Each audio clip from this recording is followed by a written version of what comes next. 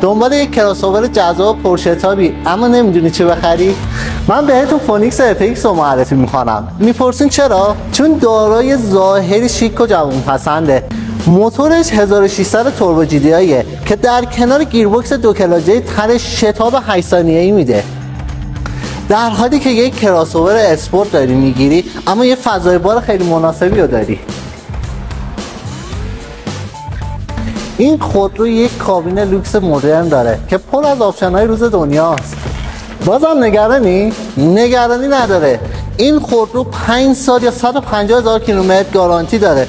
جالبه بدونید میتونید با 2 روش نقد و اقساط این خودرو رو خریداری کنید و قبل از خریدتون با مراجعه به نمایندگی چراغی‌ها تجربه رانندگی با این خودرو رو داشته باشید.